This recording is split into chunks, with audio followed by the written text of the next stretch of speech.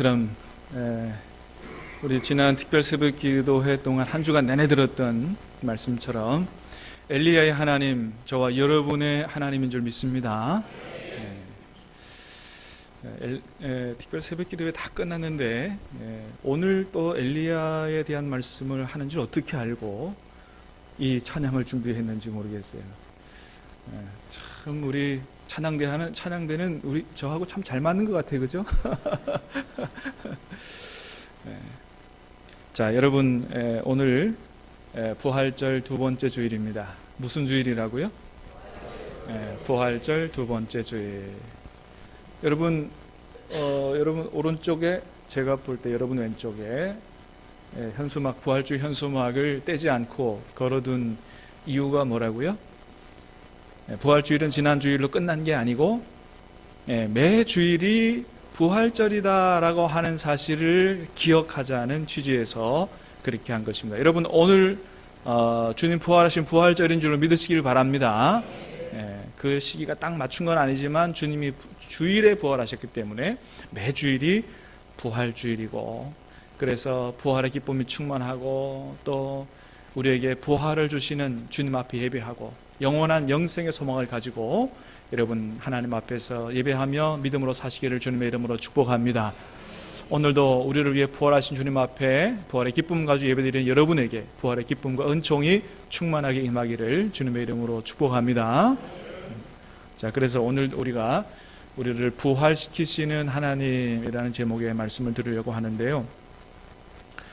여러분, 우리를 부활시키시는 하나님은 우리를 마지막 날에만 부활시키시는 것이 아니라 우리가 지금 이 세상 가운데 살아가면서 많은 어려움 가운데 지쳐 쓰러져 있을 때 언제라도 주님이 우리를 찾아오셔서 우리의 인생과 영혼을 다시 살리시는, 부활시키시는 하나님이신 줄로 믿으시기를 바랍니다. 마지막 날에만이 아니고 오늘날도 사실은 여러분 우리가 목숨 붙어 있다고 다 산 것이라고 할 수 없잖아요. 정말 죽고 싶을 때도 있고 이거는 사는 게 아니야 이럴 때도 있지만 우리를 그냥 버려두지 않으신다는 거예요. 찾아오셔서 우리를 다시 살려주신다는 것입니다. 할렐루야. 자, 여러분, 오늘 말씀에서 우리는 지쳐 쓰러져 있는 엘리야를 찾아와서 다시 그를 부활시키시는, 다시 살려주시는 하나님을 만나게 되는데요. 오늘 우리가 읽은 말씀은 우리 새벽기도회 동안에 쭉 들었던 말씀 이후에 연결되는 말씀인데, 엘리야가 갈멜산 상에서 놀라운 바알 선지자들과 수백 대 1로 승리하고 난 이후에 이세벨에게 내가 너 죽여버리겠다고 이렇게 협박을 당합니다. 이세벨이 그 엘리야를 죽이겠다고 하는 그 협박이 무서워서 엘리야가 갈멜산으로부터 수백 킬로 남쪽으로 도망을 하기 시작했습니다.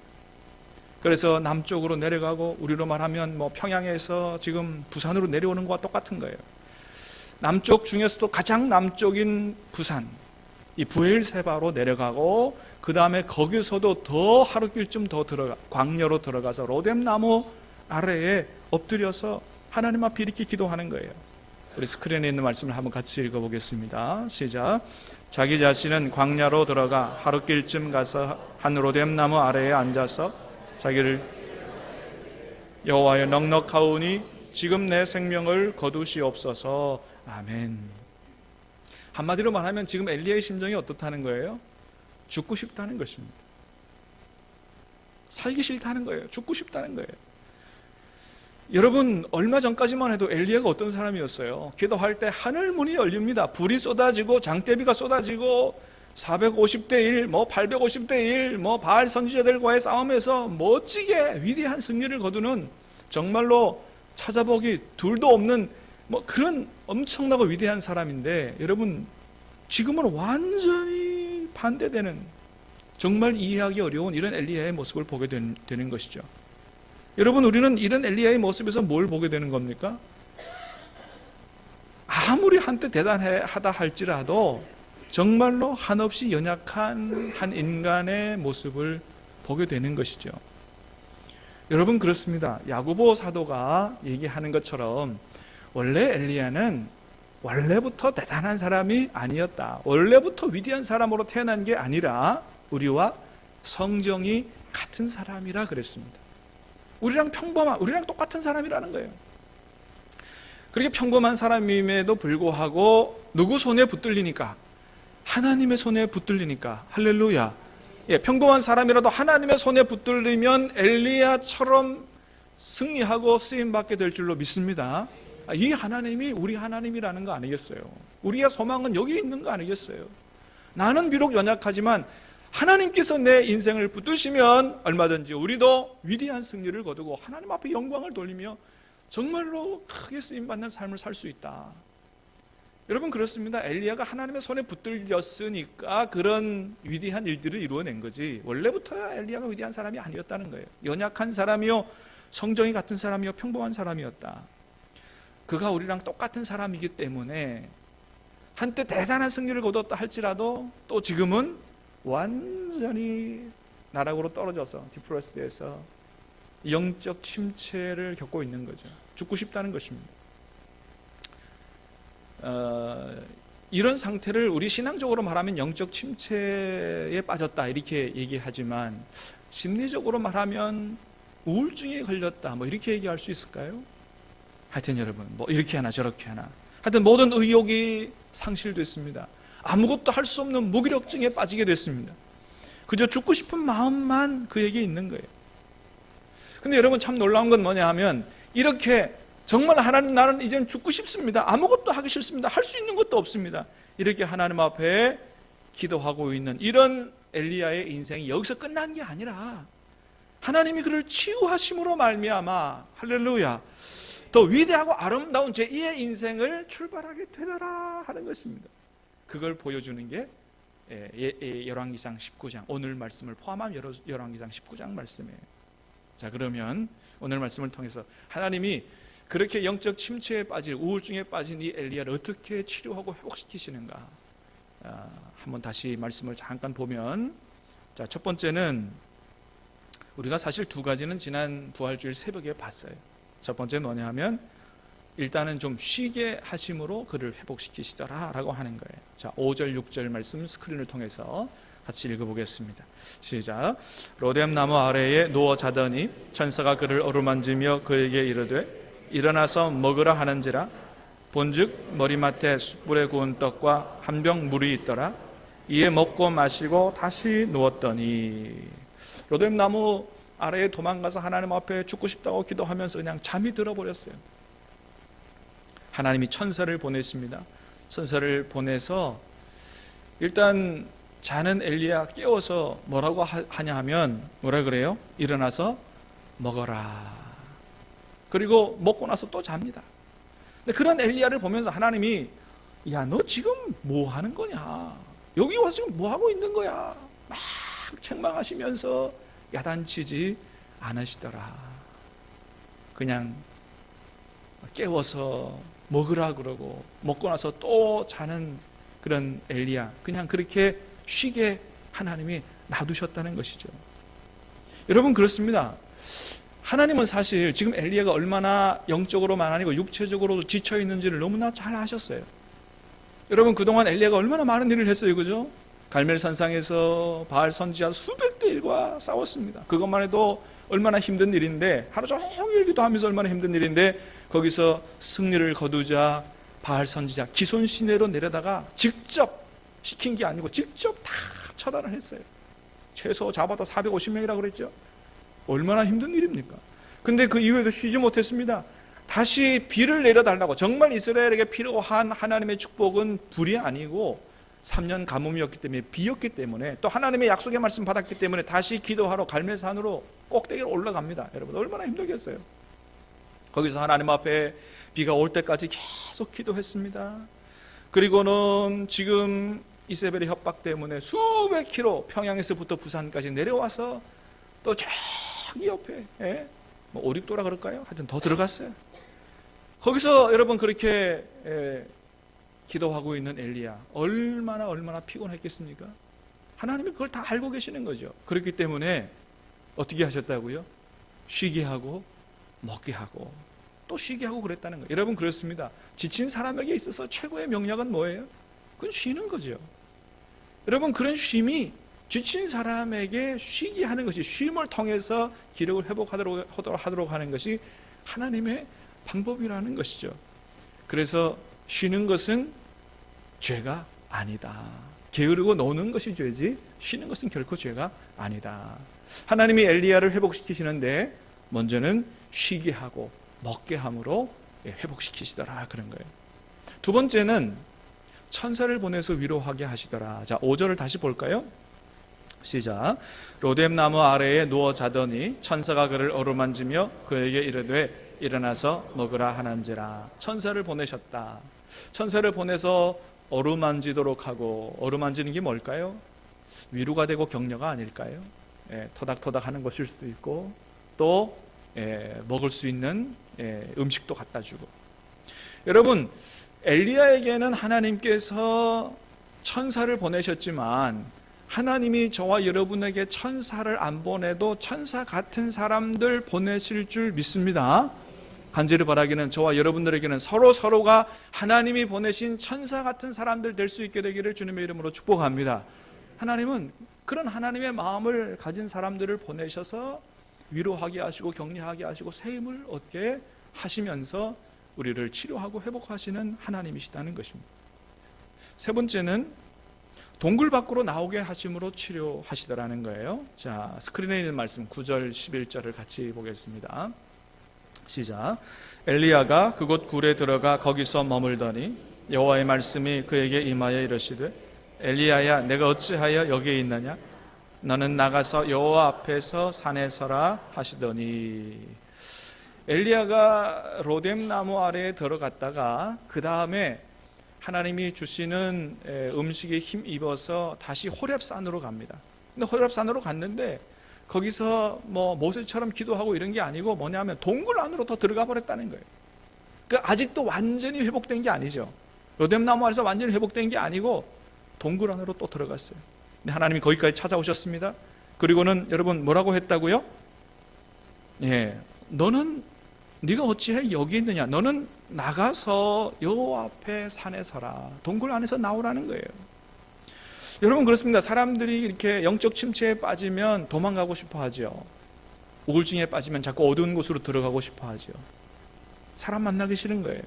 근데 하나님은 뭐라고 말씀하신다고요? 그 안에서 나오라는 것입니다. 영적 침체에 빠지고 우울증에 걸릴수록 자꾸 숨어 들어가서 혼자 있을 게 아니고 나와서, 밝은 곳으로 나와서 여러분 나올 수 있게 되기를 축복합니다. 하나님 앞으로 나오시길 바랍니다. 세상 앞으로 나오시길 바랍니다. 사람들 앞으로 나와서 만나는 게 중요하다. 그래서 하나님께서 그곳에서 나오라고, 지금 여기에 네가 여기에 있으면 안 된다고 나오라고 말씀하신다는 거예요. 네 번째는 우리의 잘못된 생각을 고쳐주심으로 치유하시더라는 거예요. 자, 10절 말씀을 보겠습니다. 10절 시작. 그가 대답하되 내가 만군의 하나님 여호와께 열심히 유별하오니 이는 이스라엘 자손이 주의 언약을 버리고 주의 제단을 헐며 칼로 주의 선지자들을 죽였으며며 오직 나만 남았거늘 그들이 내 생명을 찾아 빼앗으려 하나이다. 아멘. 여러분, 엘리야가 지금 하나님 앞에 뭐라고 대답합니까? 하나님, 이스라엘 자손이 주님의 언약을 버리고 주의 제단을 헐고 칼로 주의 선지자들을 죽였고 내 생명까지 찾습니다. 내 생명도 죽이려고 합니다. 누가 그런다고요? 이세벨이 지금 그렇게 한다는 거예요. 근데 여러분, 주의 백성들이, 근데 사실은 이 엘리야를 죽이려고 하는 것은 이스라엘 백성들이 아니고 누굽니까? 이세벨이 죽이려고 하는 거거든요. 이세벨이 엘리야를 죽이려고 하는 거지 이스라엘 백성들이 그렇게 하려고 하는 게 아니라고 하는 거예요. 여러분, 지금 엘리야는 완전히 잘못 판단하고 있는 거죠. 현실을 잘못 바라보고 있는 거예요. 여러분, 이렇게 영적 침체나 우울증에 빠지면 잘못된 생각, 부정적인 생각에 사로잡히기가 쉽다는 것입니다. 여기에 완전히 꽉 잡혀 있어요. 나중에 14절에 보면 하나님이 또다시 한번 말씀하세요. 네가 여기 왜 있느냐 그랬더니 엘리야가 똑같은 대답을 다시 반복해서 하고 있는 걸 보게 돼요. 14절 말씀을 한번 보겠습니다. 시작. 그가 대답하되 내가 만군의 하나님 여호와께 열심히 유별하오니 이는 이스라엘 자손이 주의 언약을 버리고 주의 제단을 헐며 칼로 주의 선지자들을 죽였음이오며 오직 나만 남았거늘 그들이 내 생명을 찾아 빼앗으려 하나이다. 한자도 안 틀리고 똑같아요. 여러분, 이건 뭘 보여주는 겁니까? 엘리야가 지금 다른 생각을 못 한다는 거예요. 이 생각에 완전히 사로잡혀 있다는 거예요. 근데 이게 바른 판단, 바른 생각이 아니었다는 거죠. 예, 이스라엘 백성이 자기를 죽이려고 하는 게 아니고 이세벨이 죽이려고 하고 또 뭐예요? 오직 나만 남았다는 거예요. 근데 하나님께서 너 생각이 틀렸다 그러면서 그의 생각을 바로 잡아 주십니다. 18절 말씀을 보겠습니다. 18절 시작. 이스라엘 가운데 7,000명을 남기리니 다 바알에게 무릎을 꿇지 아니하고 다 바알에게 입맞추지 아니한 자니라. 아멘. 여러분, 하나님 앞에 열심히 특심한 사람, 바알에게 무릎 꿇지 않은 사람이 엘리야밖에 없었다고요? 아니라는 거죠. 몇 명이 더 있다고요? 7,000명이 더 있다는 겁니다. 근데 엘리야는 자꾸 자기만 남았다는 거예요. 하나님, 나밖에 없어요. 내가 지금 어떡합니까? 나 혼자 어떻게 합니까? 못합니다. 죽고 싶습니다. 아니라는 것입니다. 너와 같은 사람, 너와 같이 하나님을 향하여 열심히 특심한 사람이 7,000명이나 더 있다고 말씀하시는 거예요. 여러분, 엘리야가 이 사실을 진작 알았다면 이렇게 로뎀나무 아래 와가지고 죽고 싶다 그러고 그렇게 했을까요? 그렇게 안 했을 거예요. 그들과 힘을 합하여 다시 기도하든지 뭔가를 했을 거예요. 그런데 영적 침체에 빠지면 현실을 바라보지 못하고 자꾸 잘못된 생각, 부정적인 생각이 그를 사로잡게 된다고 하는 것이죠.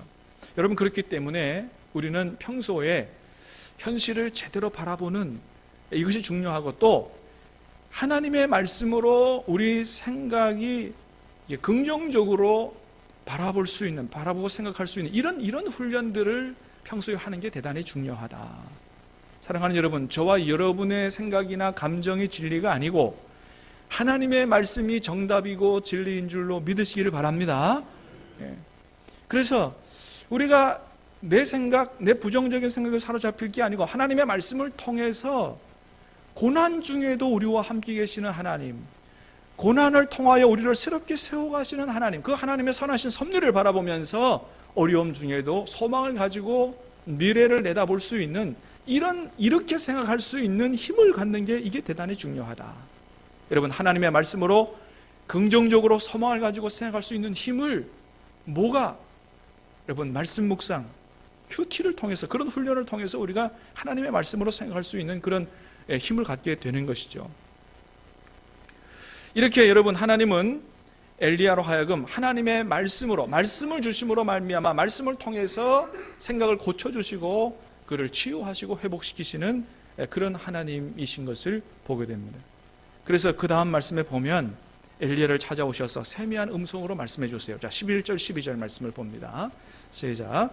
여호와께서 이르시되 너는 나가서 여호와 앞에서 산에 서라 하시더니 여호와께서 지나가시는데 여호와 앞에 크고 강한 바람이 산을 가르고 바위를 부수나 바람 가운데 여호와께서 계시지 아니하며 바람 후에 지진이 있으나 지진 가운데에도 여호와께서 계시지 아니하며 또 지진 후에 불이 있으나 불 가운데에도 여호와께서 계시지 아니하더니 불 후에 세미한 소리가 있는지라. 아멘. 여러분, 이전에는 하나님께서 엘리야를 어떻게 만나주셨냐 하면 하늘에서 불을 내려주시면서 만나주셨고 또 장대비를 통해서 만나주셨고, 자, 그런데 이번에는 불 가운데도 하나님이 안 계시고 또 바람 가운데도 안 계시고 또 지진 가운데도 안 계시고, 하나님이 어떻게 그를 찾아오셨다고요? 세미한 음성으로 그를 찾아오셨다라고 하는 것입니다. 이전에 불로 또는 장대비로, 여러분, 하나님이 이렇게 다양한 방법으로 사람을 만나주시지만 그러나 언제나 그렇게 막 불로 응답하는 것처럼 또는 무슨 지진이 일어나는 것처럼 이런 어떤 극적인 방법으로만 하나님께서 우리를 만나주시는 게 아니다라고 하는 것이죠. 그래서 여러분, 우리가 하나님 만나기를 소망하면서 너무 극적인 것만 바라면 안 돼요. 누구나 다 여러분 무슨 사도 바울처럼 그렇게 만나기를, 하나님 만나기를 사모하면 안 된다는 거예요. 정말 그렇게 사모하면 고생해야 됩니다. 뭐 암에도 걸려야 되고 막 자동차 사고도 나야 되고 여러분, 그렇게 하나님 만나기를 소망하지 말고 간절히 바라기는 세미한 음성으로 찾아오셔서 만나주시는 여러분, 그런 하나님을 사모하고 만날 수 있게 되기를 주님의 이름으로 축복합니다. 때로 극적인 방법을 통해서 만나주시기도 하시지만 이렇게 말씀을 통하여 세미한 음성으로 우리를 만나주시는 하나님이 바로 우리 하나님이다. 달라스 윌레드라고 하는 사람이 하나님의 음성이라는 책을 썼는데요, 이 책에 보면 이런 얘기를 하고 있어요. 제가 잠깐 한번 말씀 읽어드릴게요. 극적인 일을 찾는 것은 신앙이 어린아이 수준이기 때문이다. 아이들은 극적인 것을 좋아한다. 그것은 그것을 길을 쓰고 찾고 무분별하게 쫓아다님으로써 자기의 신앙이 어린아이 수준임을 나타낸다. 우리의 어리석음이나 고집 때문에 극적인 일이 필요할 수도 있고 하나님이 때로 그것을 주실 수도 있다. 그러나 그것을 영적 성숙이나 우월성의 표지로 보아서는 안 된다. 그리스도의 도에 성숙한 이들은 자기에게 극적인 일이 일어날 때 가볍게 거론하지 않으며 자기를 옳거나 뭔가를 특별한 방식으로 얻었음을 입증하기 위하여 거기에 호소하지도 않는다. 여러분, 그렇습니다. 하나님이 때로 우리를 아주 극적인 방법으로 우리가 기도하다가 특별한 체험을 할 수도 있지만, 그러나 여러분, 그것이 우리의 신앙이 대단히 위대하다든지 또는 우리의 신앙이 성숙했다든지 이걸 보여주는 표지가 아니다라고 하는 것입니다.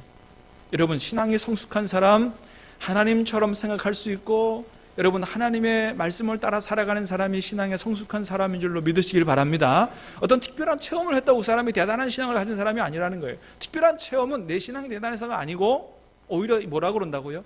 신앙이 어린아이 수준이기 때문에 때로는 우리를 그런 특별한 어떤 극적인 효과가 아니면 우리를 고치기 어렵기 때문에 하나님이 우리에게 다가오신다.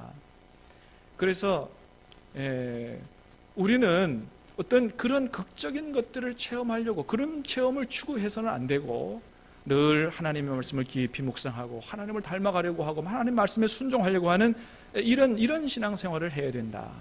여러분, 아무리 위대한 체험을 했다고 할지라도 그것은 우리의 신앙이 대단해서가 아니고 하나님이 우리에게 베푸신 은혜인 줄로 믿으시기를 바라고 하나님께 영광을 돌리시기를 바랍니다. 그래요. 여러분, 어른들이 피자나 자극적인 음식을 좋아하기보다 그냥 밥 한 그릇 된장국에 만족하는 것처럼 신앙이 성숙한 사람은 얼마든지 하나님의 말씀 하나로도 얼마든지 만족할 수 있는 이런 신앙을 가진 사람들이 바로 성숙한 사람들이다. 사랑하는 여러분, 오늘 말씀을 통해서 하나님은 때로 특별하게 우리에게 다가오시기도 하시지만 세미한 음성으로 말씀으로 다가오셔서 우리를 치료하시고 회복하시는 하나님이시다라는 사실을 기억하고 더욱더 하나님의 말씀을 사랑하고 사모하며 귀를 기울일 수 있게 되기를 주님의 이름으로 축복합니다. 자, 마지막으로는 새로운 사명을 주심으로 엘리야를 치유하시더라는 거예요. 15절 16절 말씀을 보겠습니다. 15절 16절 시작. 여호와께서 그에게 이르시되 너는 내 길을 돌이켜 광야를 통하여 다메섹에 가서 이르거든 하사엘에게 기름을 부어 아람의 왕이 되게 하고 너는 또 님시의 아들 예후에게 기름을 부어 이스라엘의 왕이 되게 하고 또 아벨 모홀라 사밧의 아들 엘리사에게 기름을 부어 너를 대신하여 선지자가 되게 하라. 아멘. 여러분, 그렇습니다. 엘리야에게 찾아와서 들려주신 이 세미한 음성은 야단치거나 책망하는 음성이 아니었다. 오히려 그를 그대로 인정해주고 품어주며 그에게 새로운 사명을 맡기시는 부드러운 음성이었다라고 하는 거예요. 여러분, 하나님은 엘리야에게 이렇게 새로운 사명을 주시면서 그래서 엘리야가 부정적인 생각에 고정되지 않도록 해주셨습니다. 늘 자기를 죽이려고 하는 아합이나 이세벨만 생각하지 그 사람들만 묵상하지 않게 하셨어요. 오히려 새로운 사명을 주심으로 그의 눈을 부정적인 생각에서 돌려 하나님을 바라보고 하나님 주시는 새로운 앞날을 생각할 수 있도록 하나님께서 그의 생각을 바꾸어 주시고 새로운 삶을 살도록 새로운 사명을 주셨다라고 하는 것입니다. 여러분, 그렇습니다. 우리가 영적 침체에 빠지거나 우울증에 빠지면 자꾸 안 좋은 것만 생각하게 돼요. 부정적인 것만 바라보게 됩니다. 그러나 여러분, 거기서 나오려면 하나님이 하시는 방법이 뭐라고요? 우리의 눈을, 우리의 생각을 다른 쪽으로 돌려야 된다. 여러분, 여러분의 생각을 여러분의 눈을 하나님에게로 돌리시기를 바랍니다. 하나님이 주시는 새로운 사명을 받게 되기를 주님의 이름으로 축복합니다. 그래서 우리의 생각과 눈이 달라져야 된다. 다른 쪽을 봐야 된다. 시편 42편 기자를 보면 그렇게 했던 걸 보게 됩니다. 말씀을 한번 보겠습니다. 시편 42편 말씀이 없나요? 예, 없는 것 같아요. 제가 읽어드리겠습니다. 내 영혼아, 내가 어찌하여 낙심하며 어찌하여 내 속에서 불안해하는가? 너는 하나님께 소망을 두라. 나는 그가 나타나 도우심으로 말미암아 내 하나님을 여전히 찬송하리로다. 아멘. 여러분 잘 아시죠? 예. 내 안에서 낙심하고 불안해하는 이런 상황 속에서 시편 42편 기자는 뭐라고 그래요? 너는 자꾸 그것만 묵상하지 말고 그 속으로 들어가지 말고 너는 누구에게로? 하나님께로 눈을 돌려 하나님을 바라보고 하나님께 소망을 두라는 거예요. 그러면 하나님이 도우심으로 말미암아 찬송하게 될 것이라고 말씀합니다. 사랑하는 여러분, 여러분의 생각과 눈을 하나님께로 돌리시기를 바랍니다. 하나님 바라보고 기도하시길 바랍니다. 하나님이 도와주심으로 말미암아 거기서 나오게 되고 하나님을 찬송하게 될 줄로 믿습니다. 엘리야는 그렇게 하나님이 찾아오셔서 그의 눈을 하나님께로 돌리고 새로운 사명에게로 돌려주심으로 말미암아 그 속에서 나오도록 새로운 인생을 살아가도록 하나님이 치유해 주셨던 것을 보게 됩니다. 여러분, 엘리야에게 새로운 사명을 주시는데 왜 엘리야에게 이런 새로운 사명을 주실까? 엘리야 아니면 일 사명을 감당할 사람이 없을까? 그렇지 않다고 생각합니다. 왜 이런 일들을 하라고 말씀하신다고요? 그거는 엘리야를 그 속에서 건져주시기 위해서, 그 침체, 그 우울증에서 건져주시기 위해서 새로운 사명을 하나님이 주신다는 거예요. 여러분, 사람이 어떨 때 살게 됩니까? 일이 있어야 살고 꿈이 있어야 살고 목표가 있어야 사는 것입니다. 여러분, 하나님께로부터 새로운 제2의 인생을, 새로운 사명을 받아 제2의 인생을 살 수 있게 되기를 주님의 이름으로 축복합니다. 하나님은 이렇게 영적 침체에 빠진 엘리야를 찾아오셔서 책망하거나 야단치지 않으시고 쉬게 하시고 음식을 먹게 하시고 어두운 데서 나오게 하시고 세미한 음성을 들려주시면서 사명을 주심으로 말미암아 그를 치료하고 새롭게 살아가도록 은혜를 베푸셨던 것입니다. 여러분, 세계 근대사에 있어서 가장 탁월한 대통령으로 일하며 살았던 사람을 꼽으라면 많은 사람들은 에이브리엄 링컨 대통령을 꼽을 것입니다. 그런데 놀라운 건 뭐냐 하면 이 사람은 어느 누구보다도 심각한 우울증에 시달렸던 사람이라 그래요. 그가 썼던 편지를 보면 이런 내용이 있습니다. 나는 지금 이 세상에서 가장 비참한 사람입니다. 내가 느끼는 이 감정이 온 세상 사람들에게 퍼진다면 이 지상에는 행복한 얼굴을 한 사람이 아무도 없을 것입니다. 나는 죽거나 회복되거나 둘 중 하나입니다. 그러나 회복되지 않으리라는 예감이 강하게 듭니다. 그런데 여러분, 이 링컨은 이 우울증을 극복하기 위해서 대단히 노력을 했다 그래요. 그래서 개발한 게 유머였다 그럽니다. 우리 직접 듣지 못했지만 아마 링컨은 굉장히 유머를 잘하는 사람이었던 것 같습니다. 그걸 극복하려고 굉장히 노력을 했다. 라라 호너스웹이라고 하는 사람이 우울증이 주는 선물이라는 책을 썼는데 그 책에서 이런 얘기를 합니다. 우울증은 인생의 전환점이 될 수도 있고 또 우울증을 정서적 민감성을 개발할 기회로 만들 수 있으며 우리의 내면 세계가 우울증을 통해 더욱 풍성해지게 된다. 우울증은 대인관계에서도 새로운 방식으로 대처할 수 있는 선물을 얻게 된다. 이런 얘기를 합니다. 여러분, 우울증이라고 다 이게 그냥 필요 없는 병만은 아니고 그걸 통해서 얼마든지 우리는 선물을 받을 수 있고 하나님은 그런 우리를 치료하셔서 새로운 삶을 살 수 있도록 놀랍게 역사하시는 하나님이시다. 하나님은 이 우울증을 통해서 고통을 맛봤던 링컨 대통령을 치료하셔서 그로 하여금 고통 가운데 있는 노예들을 해방시키는 놀라운 일을 행하신 것을 보게 됩니다. 여러분, 하나님은 이런 영적 침체를 당하고 있는 링컨이나 엘리야를 버리지 않으셨다는 거예요. 그를 찾아오셔서 치유하시고 그를 더욱 귀하게 살아갈 수 있도록 은혜를 베푸셨다. 여러분, 이 하나님이, 이 엘리야의 하나님이 저와 여러분의 하나님인 줄로 믿으시기를 바랍니다. 하나님이 우리를 마지막 날에만 살리시는 하나님이 아니고 오늘도 지쳐 쓰러져 있을 때 찾아오시는 하나님이요, 우리를 새롭게 살리셔서 새로운 인생을 살아가게 하시는 하나님이신 줄로 믿고 이 하나님 손 붙잡고 승리하는 인생 살게 되기를 주님의 이름으로 축복합니다. 우리 같이 찬양하고